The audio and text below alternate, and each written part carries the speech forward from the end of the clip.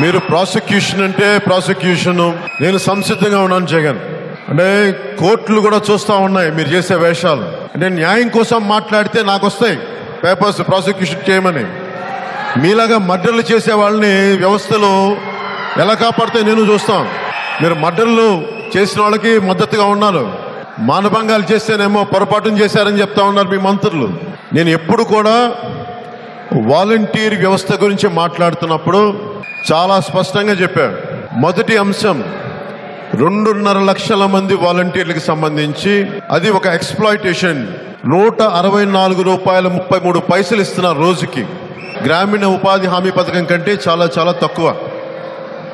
అంటే ఒక డిగ్రీ చదువుకున్న వాళ్ళకి కనీసం 164 రూపాయలతోటి సరిపెడుతున్నాం అంటే ఎక్స్‌ప్లాయిటేషన్. అది మొదటిది.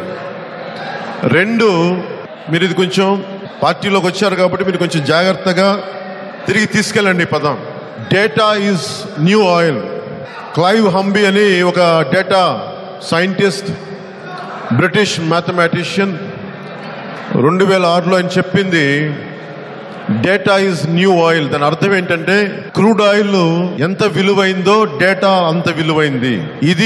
ఈ డేటా మీ పర్సనల్ డీటెయిల్స్, మీ బ్యాంక్ అకౌంట్, మీ కుటుంబ సభ్యులు, మీ కులం, మీ ఉపకులం, మతం, మీరు ఏం తింటారు, ఏమి చేస్తారు, రోజు మీరు ఎలా ప్రవర్తిస్తారు, రోజు మీరు ఎలాంటి వ్యక్తులతో కలుస్తారు, మీ భావోద్వేగాలు ఏంటి, మీ ఆలోచన ఏంటి, ఇవన్నిటిని బట్టి ప్రొఫైల్ చేయటం, దానికి కన్వీనియంట్గా ఉండటం, ఇవి చేస్తున్నారు. కాబట్టి ఇది న్యూ ఆయిల్ 21వ శతాబ్దానికనే వాళ్ళు చెప్పింది.